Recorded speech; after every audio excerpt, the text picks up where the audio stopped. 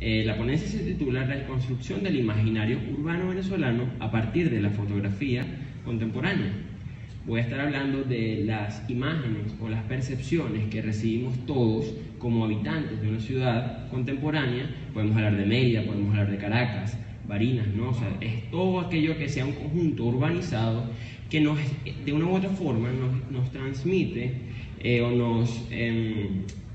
nos somete a una serie de estímulos que se alojan uno sobre otro en nuestra memoria. Nuestra memoria, ¿no? Es un proceso bastante interno, es un proceso intrapersonal, espiritual, ¿por qué no? A esto lo llamamos, a este conjunto de imágenes o percepciones, recepciones, lo llamamos imaginario. Y el imaginario, como dije, a pesar de tener un carácter psíquico y personal, puede solaparse o puede conjugarse con uno de carácter grupal, al que llamamos imaginario urbano o imaginario colectivo. Son términos que yo digo son términos primos. Imaginario colectivo, memoria colectiva, memoria histórica, son todos parte de un mismo concepto que lo que busca es retratar ese conjunto de percepciones, como dije. Esta suerte de conciencia colectiva, aquí hablo ya de la ponencia, funciona como una fuerza unificadora dentro de la sociedad y abarca también las creencias compartidas y actitudes morales de los individuos pertenecientes a ellas. El imaginario de una ciudad nunca será igual al de otra. No podemos comparar el imaginario que puede tener Caracas con el imaginario que puede tener Roma. Cito aquí a un arquitecto llamado Giorgio Piccinatto. Él dice: Londres, cuyas plazas siempre han estado en el mismo lugar, o Roma, las de los personajes que nunca cambian.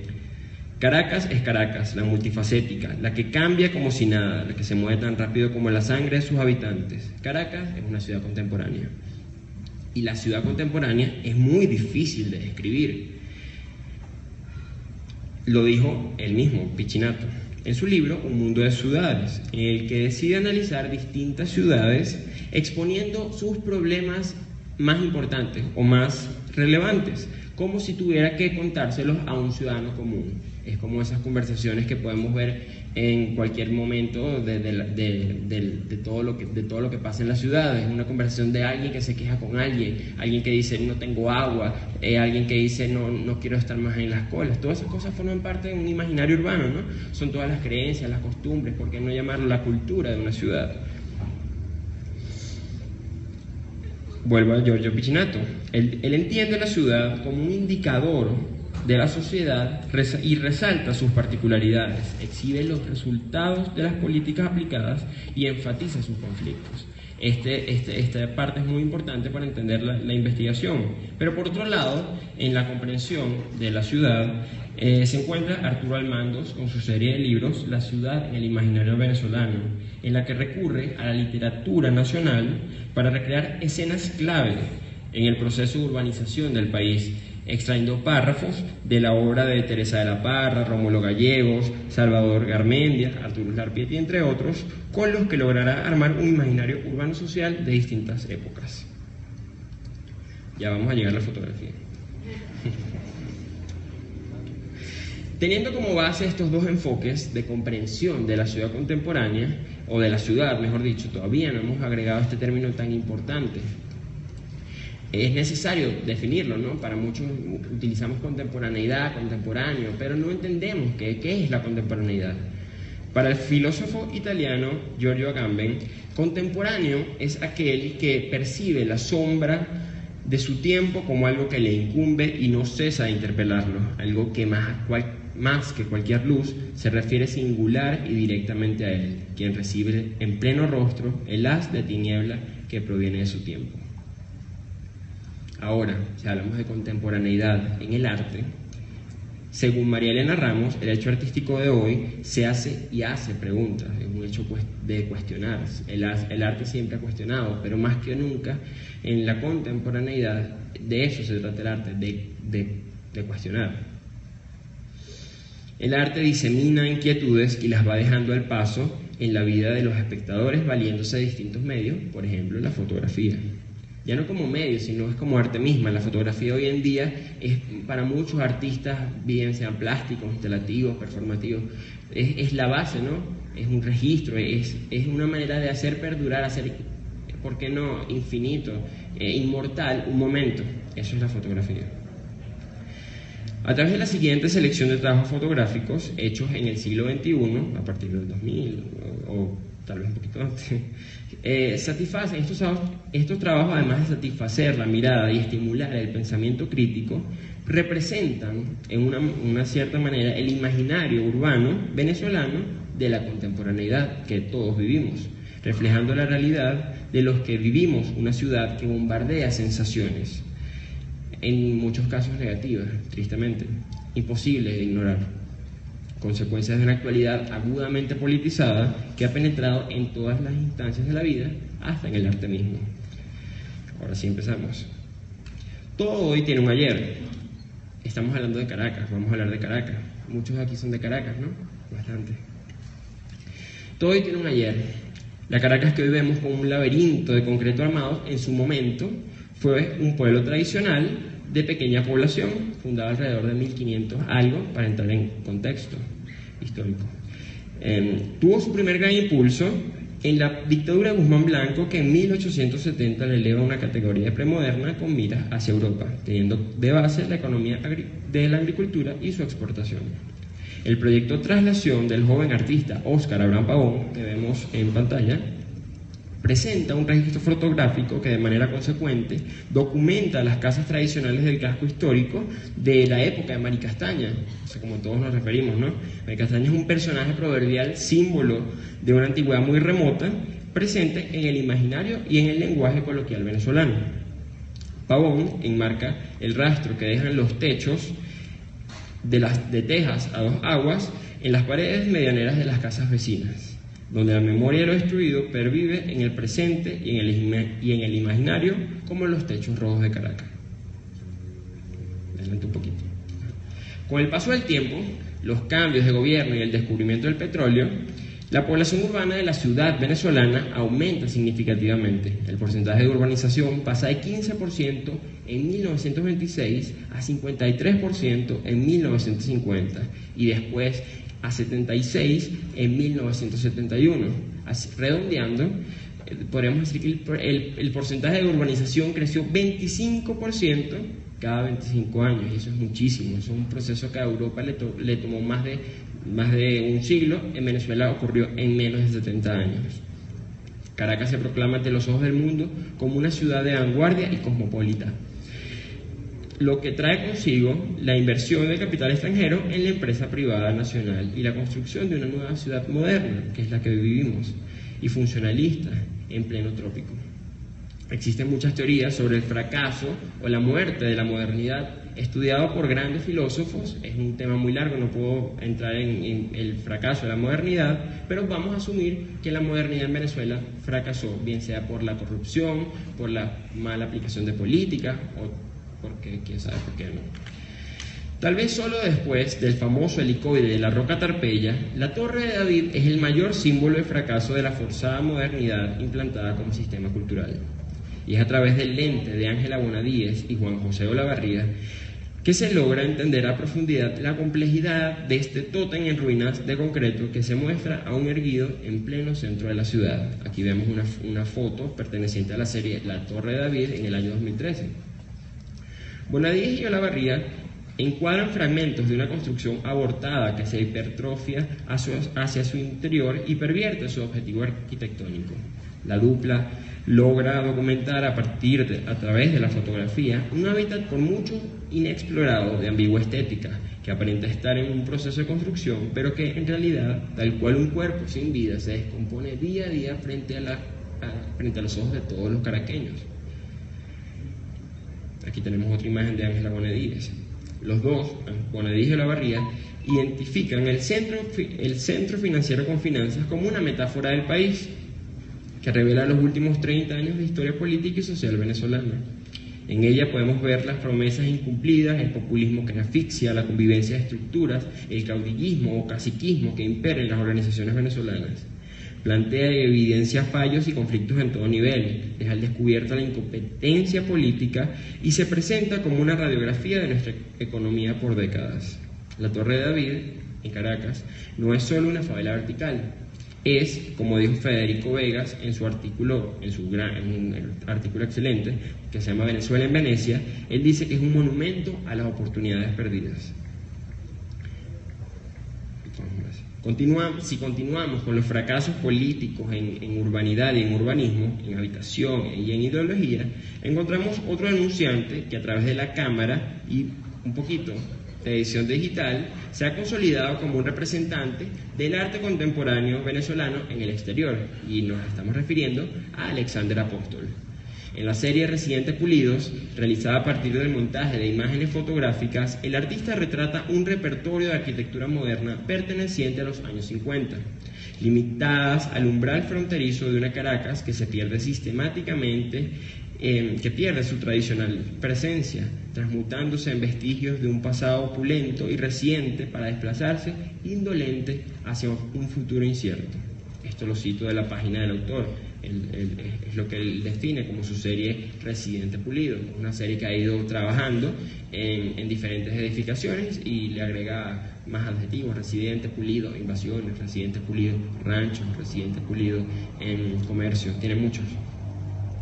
En estas construcciones, por ejemplo, aquí vemos Residente Pulido, ranchos. En estas construcciones, que en un tiempo ostentaron cierta fama, son convertidas y alteradas digitalmente en una especie de monumentos encerrados a los cuales se les ha eliminado, con la magia del Photoshop, toda posibilidad de acceso. El objeto urbano se transfigura y se presenta impotente como un monolito hueco, sólido, cuya naturaleza equívoca se evidencia a partir de una textura porcelanizada, como vemos aquí, craquelada y brillosa, que confirma su fragilidad. Es simplemente una fachada decorativa. Yo me preguntaba por qué pulido, Residente Pulido, pero se refería a esa idea del pulir el material. Es raro. Es interesante ver en la serie de Residente Pulido, una de las cosas que más me pareció interesante es que pone en evidencia ese fracaso del que hablábamos, el fracaso de la modernidad o el proceso de decadencia que sufre la ciudad a partir de la perversión de lo que el filósofo Habermas llamó las tres esferas de la modernidad, es decir, el arte, la ciencia y la jurisprudencia. Él decía que al fallar uno, el proyecto de modernidad cae. En nuestro caso, en Venezuela, tristemente muchos fallan, ¿no? Pero la jurisprudencia, es decir, las leyes, es una de las que más falla. Al pervertirse la jurisprudencia se da pie a un sinfín de violaciones inimaginables a la ley y el orden que sirvieron de motivo a la fotografía de Amanda Granado en su serie Penitenciario. Entre una suerte de fotografía documental, de poética y también un deporte extremo, que es ingresar a una cárcel, se podría definir este trabajo, ¿no?, que busca frustradamente representar las sensaciones de desesperanza y encerramiento que sufren los encarcelados del penitenciario de San Antonio en la isla de Margarita. Contrario a ello, y totalmente contrario a ello, Amanda Granado encuentra una realidad paralela a todo lo que se piensa sobre el mundo carcelario, y lo vemos en esta imagen, ¿no? Un hombre como decimos, tranquilazo ahí en la piscina. En lugar de encontrar dolor, encuentra risas de niños, encuentra personas que se bañan en una piscina construida para el disfrute de los, entre comillas, condenados. La piscina de esa cárcel, aquí cito lo que dice ella en una de sus testimonios acerca de la serie: la piscina de esa cárcel está para el uso clandestino de gente que ha perdido el nombre y solo tiene alias y penas que purgar. Ciertamente, Amada Granado aparece en la foto, pero no como persona, no como autora, sino como una figura turista circunstancial, como un actor sin autoría, ataviada en un espacio que no les corresponde, en un espacio, en definitiva, que no debería existir, y que solo por existir ya es un delito. Es increíble pensar que en una cárcel existen este tipo de diversiones, ¿no? Hay una frase que me pareció muy fuerte y es impresionante, que ella dice: Después de varios meses de intentarlo, en abril de 2012, pude compartir y tomar sol con los presos y sus hijos en la piscina del centro penitenciario. Y finalmente entendí que somos presos de la ciudad y los presos son vacacionistas. Si Granado no encontró o no logró encontrar la violencia o las tomas de violencia que quería con su cámara, el fotoperformance de Erika Ordosgoiti lo logra en el afuera, en la ciudad, en el barrio. En la selva de concreto donde la hegemonía hace estragos y la libertad es difícil de conseguir. La violencia intrínseca en la desigualdad extrema que causa la ciudad contemporánea se traduce en una tensión constante entre las dos sociedades que en Caracas podemos llamar este y oeste, ¿no? Estas dos sociedades combaten día a día una suerte de lucha para apropiarse del espacio urbano. En esta lucha, en la que uno reniega del otro, erigiendo muros con botellas picadas en su cúspide para delimitar finalmente lo heterogéneo de la sociedad, se radicaliza la diferencia de estos grupos que se reconocen como antónimos y se dan la espalda mutuamente, multiplicando las medidas de seguridad y abandonando los espacios públicos que finalmente o que terminan convirtiéndose en zonas de peligro. Así, como dije, como me adelanté un poco, se crea un este y un oeste. Son líneas imaginarias de la división social. Los pobres son las primeras víctimas de esta radicalización. Al estar poco protegidos, cuando no amenazados por la fuerza pública, viven en una intrincada red de limitaciones espaciales y temporales. Esto es lo que retrata Erika en su performance, o lo que retrata el lente de la persona que fotografió la acción del artista de performance. Definitivamente, el aire de la ciudad no es sinónimo para nada de libertad, siendo la libertad uno de los conceptos fundamentales de la obra performática de Ordosgoiti, en la que el uso de la fotografía, una fotografía digamos no canónica, o sea, nada como, ayúdame, un adjetivo. Sí, canónica queda bien. La fotografía permite, la obra de Ordosgoiti, permite el registro o la permanencia y difusión de la acción realizada en su serie Escalera de Caracol en Macarao, que se muestra, una vez más, si conocemos a Erika sabemos que siempre está desnuda. Erika se desnuda en la búsqueda de estos momentos efímeros que llamamos libertad, caminando cuesta abajo una precaria escalera de caracol que enfrenta todo tipo de cálculo estructural más allá del todavía no secado. En medio de este oeste, o del oeste, mejor dicho, para no confundir, en medio del oeste estigmatizado por el imaginario urbano del que estamos hablando y la conciencia colectiva, existen rastros de estrategias políticas que buscan o buscaban el mejoramiento de la calidad de vida de sus habitantes. Entre ellos se encuentran anclados a los cerros capitalinos los icónicos bloques del 23 de enero construidos en 1957.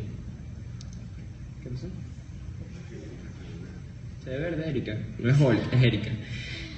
Bueno, la traducción al trópico de los bloques corbuserianos que ha demostrado a través de la historia de la arquitectura universal su fracaso como tipología habitacional. El hacinamiento saca lo peor del ser humano y esto es algo que debemos entender. Y es algo que se ve en la obra 23 de enero, Unidad Residencial, que es un collage construido digitalmente por el arquitecto y artista Gerardo Rojas, quien, con el poder del Photoshop, toda una serie, crea un paisaje laberíntico y un tanto apocalíptico a partir de la repetición en distintas perspectivas de los tricolores bloques de vivienda social.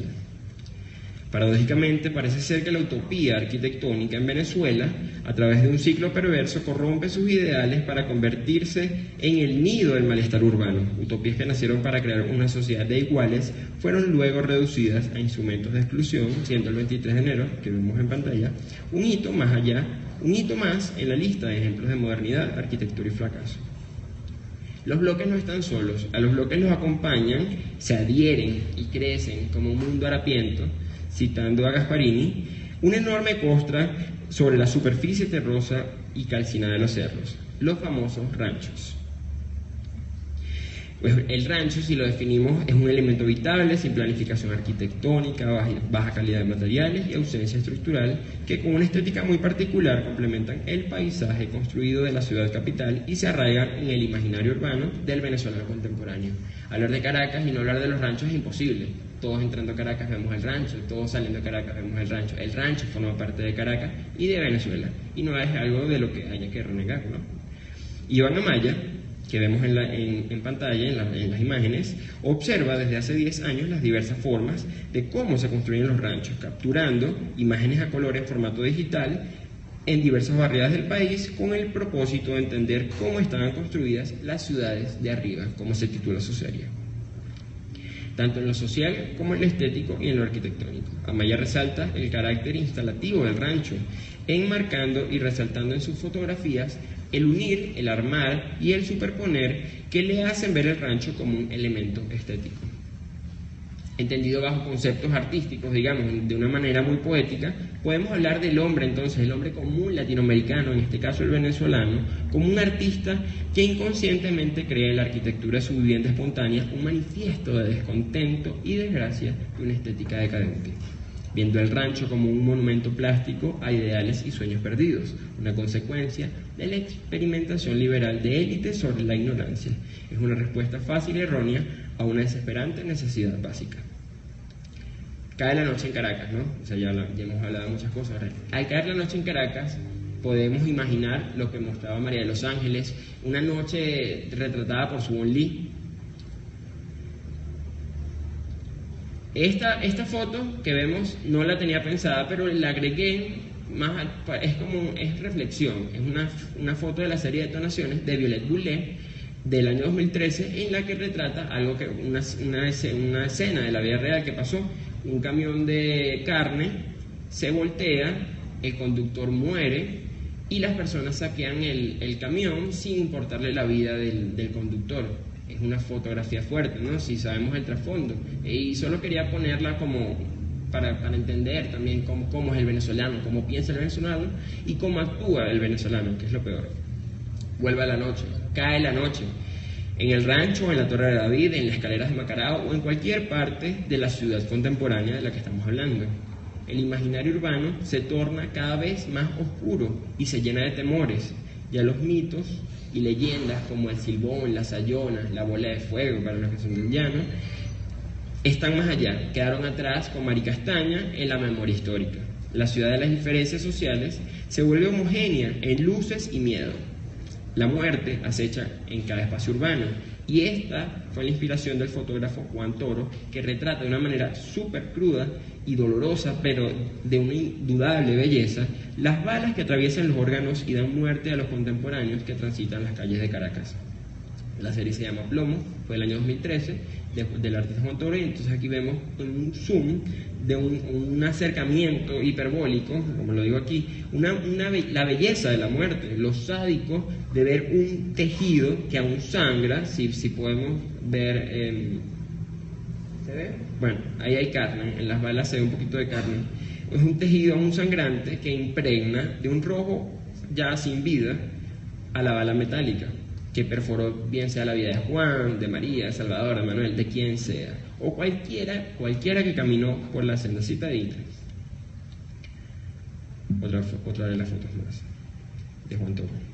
Cualquier momento, ya aquí esta es la conclusión, cualquier momento es bueno para hacer una reflexión sobre la contemporaneidad en el país, más allá de lo difícil que parezca, de lo sombrío de la actualidad que vivimos. Es un poder colectivo, así como el imaginario, es un poder colectivo cambiar las imágenes que la ciudad nos brinda, y qué mejor manera que el arte, en este caso la fotografía, para hacerlo.